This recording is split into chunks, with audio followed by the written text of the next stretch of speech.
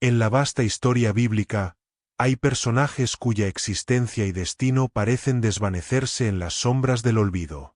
Pero de entre todos esos relatos, uno sobresale por la rapidez y la severidad con que fue juzgado.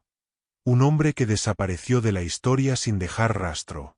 Su nombre, casi olvidado por los siglos, es Er, el primogénito de Judá, pero su historia, aunque breve, tiene una lección eterna para nosotros. A diferencia de muchas otras figuras en las Escrituras, el juicio de Er fue directo, sin advertencias ni profecías, sin intervenciones divinas o diálogos esclarecedores. La Biblia simplemente declara: Er, el primogénito de Judá, fue malo ante los ojos de Jehová, y le quitó Jehová la vida. Génesis 38, 7. Un versículo corto que se desliza entre las genealogías, casi sin llamar la atención, pero que contiene una de las lecciones más poderosas que nos deja la Escritura. ¿Quién fue Er y por qué mereció tal destino? Er nació con una promesa grabada en su vida desde el momento en que vio la luz. Hijo primogénito de Judá, uno de los patriarcas más prominentes de Israel, Er no solo heredaba las riquezas materiales de su familia, sino también una responsabilidad de peso inquebrantable: la de llevar consigo el futuro espiritual de su linaje. Desde su nacimiento, su vida estaba marcada por un propósito divino, uno que iría mucho más allá de cualquier ambición terrenal.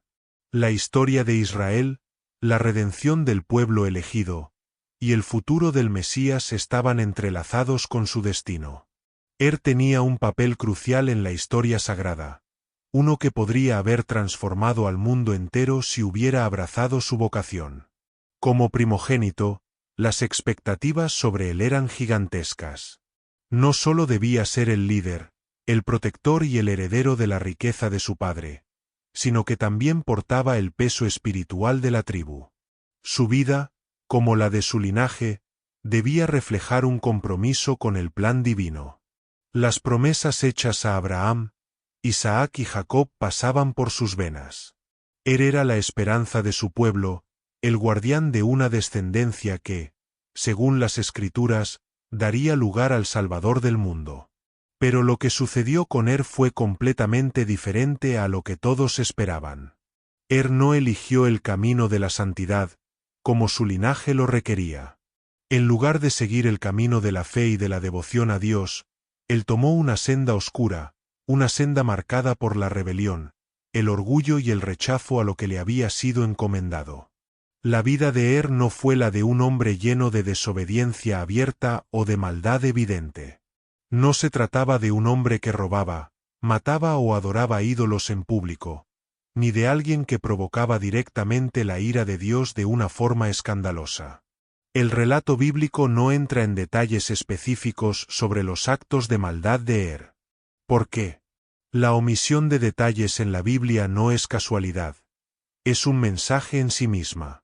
Porque lo que verdaderamente importa no son las acciones externas que Er cometió, sino el estado de su corazón. ¿Cómo podemos ver esto? El corazón de Er estaba marcado por una maldad profunda, oculta, que solo Dios podía conocer completamente. Y aunque sus acciones tal vez parecieran inofensivas a los ojos humanos, en su interior se cultivaba un orgullo inquebrantable, un desprecio silencioso hacia lo divino. Ante los ojos del pueblo, Er podía ser visto como un hombre respetable, uno que cumplía con su rol de primogénito sin causar escándalo, alguien que no levantaba sospechas ni generaba conflicto. Pero Dios no mira lo que ve el hombre. Dios ve lo que no puede ser visto. La maldad que Dios percibió en el corazón de Er no fue un pecado simple o trivial. Era una maldad persistente, una que se extendía más allá de sus acciones. Er no era simplemente un hombre que cometía errores. Él era un hombre que, en lo más profundo de su ser, había cerrado su corazón al arrepentimiento. Su rebelión no era algo que se manifestara abiertamente, pero sí era un rechazo interno, una constante lucha contra lo sagrado.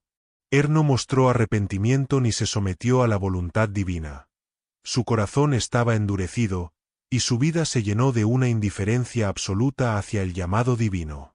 El destino de nos habla de un tipo de maldad que, a menudo, es invisible para los demás, pero es completamente evidente para Dios. No fue su comportamiento externo lo que lo condenó, sino su actitud interna, el abandono de su misión, su negación de la responsabilidad divina que pesaba sobre él. La Escritura nos enseña que no hay impunidad ante Dios. Mientras que los hombres pueden juzgar basándose en lo visible, Dios juzga lo oculto, lo que hay en lo más profundo de nuestra alma. Y lamentablemente, pasó esta prueba. Imaginemos por un momento cómo pudo haber sido su vida cotidiana. Probablemente, caminaba entre la multitud sin levantar sospechas. De día, tal vez ofrecía sacrificios, cumplía con las normas de su pueblo, y participaba en las tradiciones religiosas. Parecía un hombre como cualquier otro, uno que no hacía el mal a la vista de los demás. No había gritos de indignación, no había señalamientos públicos de sus errores. Era un hombre que vivía con una aparente impunidad, esa sensación de que nada de lo que hacía realmente importaba. Sin embargo, en el secreto de su corazón, la rebelión contra Dios se gestaba en silencio, con cada decisión que tomaba, con cada acto de desobediencia no confesada, con cada paso que daba en dirección contraria a su vocación sagrada. Dios, quien conoce las intenciones más profundas, no vio a como el hombre piadoso que el pueblo pensaba que era. Lo vio como un hombre endurecido por su propio orgullo, como alguien que había rechazado el llamado divino una y otra vez. Este rechazo no fue un acto aislado. Fue un hombre que vivió de espaldas al propósito que Dios le había asignado, un hombre que prefería la comodidad del statu quo, que no quería cargar con la responsabilidad que su posición requería. Y esa maldad silenciosa, ese orgullo, esa indiferencia hacia lo sagrado, se convirtieron en el motivo de su perdición. Al final, Dios no se dejó engañar. Ante sus ojos, la fachada de se desmoronó. No importaba cuán bien se presentara ante la sociedad, porque lo que importaba era lo que realmente habitaba en su corazón. Y, cuando esa corrupción interna llegó al límite, Dios decidió intervenir. La historia de es una advertencia. Es un llamado a mirar más allá de las apariencias. Nos recuerda que el juicio de Dios no se basa en lo que mostramos al mundo, sino en lo que somos en lo más profundo de nuestro ser. No importa cuán bien podamos escondernos tras una fachada de rectitud. Al final, la verdad siempre saldrá a la luz. Así, mientras parecía caminar sin ser molestado, en la quietud de su alma, el juicio de Dios ya había sido pronunciado. El destino de nos deja con una reflexión profunda. ¿Qué hay en el fondo de nuestro corazón? ¿Estamos realmente alineados con el propósito divino, o estamos, como escondiendo una rebelión silenciosa, un rechazo a nuestra misión más elevada? Lo que le ocurrió a puede parecer un relato lejano, pero es un eco que resuena en nuestras vidas hoy. La maldad que Dios ve en nosotros no es siempre visible para los demás, pero Él la conoce. Y su juicio es más sabio y justo que cualquier otro. Al reflexionar sobre la muerte de muchos podrían preguntarse, ¿por qué tan drástico? ¿Por qué no tuvo más oportunidades? Aquí es donde debemos entender la naturaleza de Dios. Su paciencia, aunque infinita en su bondad, no es inagotable. Dios, en su santidad, no puede ignorar el pecado perpetuo, ni tolerar el desprecio continuo por su gracia. Este juicio no es sólo una lección sobre sino sobre la justicia de Dios. La historia de no es meramente un relato aislado de la antigüedad. Es un reflejo de una verdad profunda y eterna sobre el carácter de Dios. El juicio de Dios no se ajusta a los patrones humanos. No importa cuán ilustre sea tu linaje, cuántos títulos poseas, o cuántas veces te hayas autodenominado parte del pueblo elegido. En última instancia, la única pregunta que importa es: ¿dónde está tu corazón?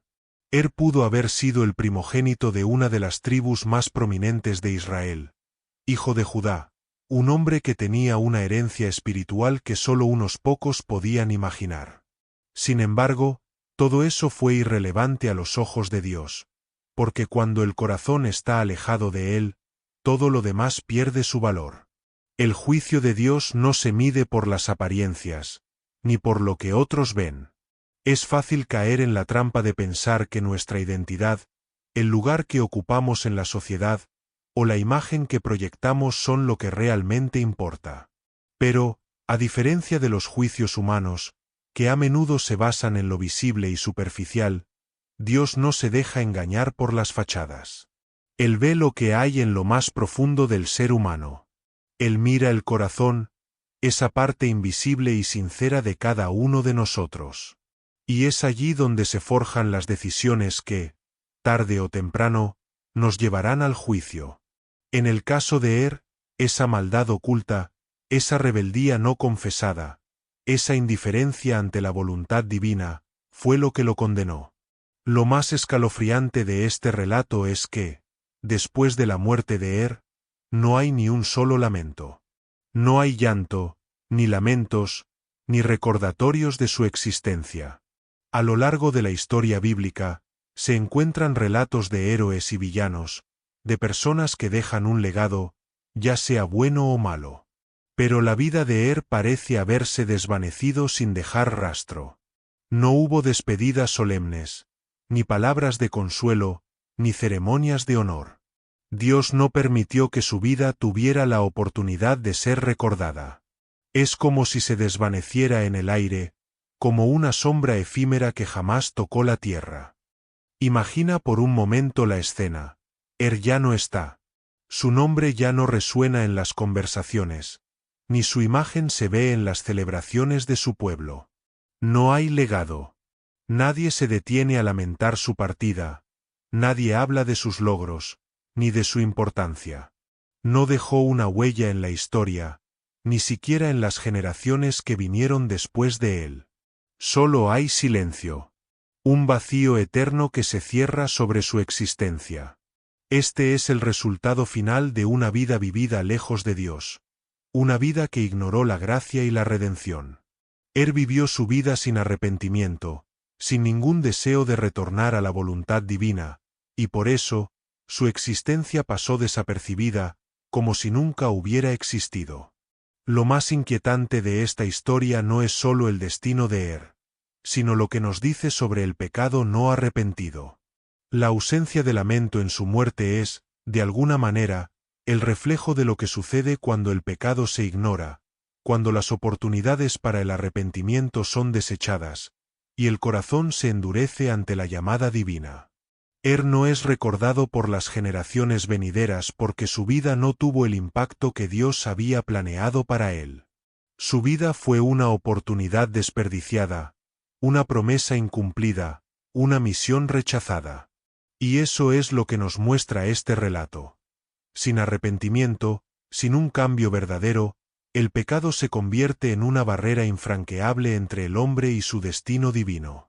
A los ojos de Dios, la maldad que persiste en el corazón humano, que se esconde tras las máscaras de una vida aparentemente aceptable, no puede ser ignorada para siempre.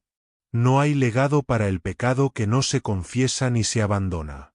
Y al final, solo queda el vacío, ese espacio vacío que es la ausencia de todo lo que podría haber sido, pero nunca llegó a ser.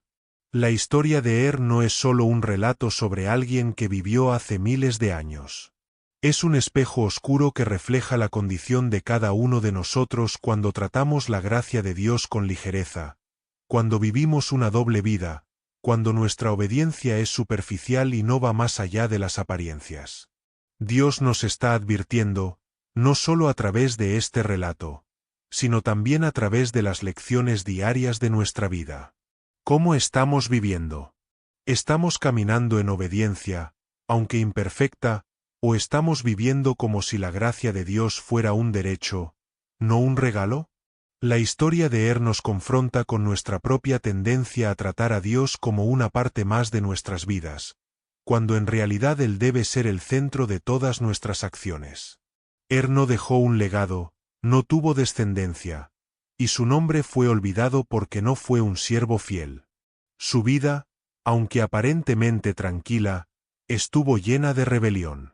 Esta es la advertencia. No hay excusas para un corazón endurecido, ni inmunidad espiritual por tradición o linaje. Cuando ignoramos la santidad de Dios y rechazamos su llamado, estamos arriesgando nuestra eternidad. Sin embargo, la historia de también nos ofrece esperanza. El mismo Dios que juzga es el Dios que ofrece perdón. La gracia de Dios es profunda, pero no infinita en el tiempo. Si estás leyendo esto, todavía hay oportunidad para ti. No te permitas caer en la misma trampa que No dejes que tu vida termine sin propósito, sin legado, sin el amor de Dios en ella.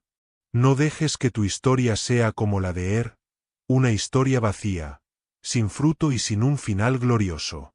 Tú tienes la oportunidad de cambiar, de escribir una historia diferente, una historia que glorifique a Dios, una que inspire a otros y que deje un legado eterno. Dios te está llamando hoy. Es momento de dejar atrás la doble vida, de buscar su perdón, de rendir tu corazón ante Él. La muerte de no es solo un recordatorio del juicio, sino también de la gracia que aún está disponible para nosotros. El tiempo para arrepentirse no es infinito, pero mientras hay vida, hay esperanza. Si este mensaje resonó en tu vida, te invito a unirte a este camino de reflexión y transformación. Suscríbete a nuestro canal y activa las notificaciones para seguir aprendiendo de la palabra de Dios y vivir con propósito. La respuesta que buscas está aquí para guiarte en cada paso hacia una vida que glorifique a Dios.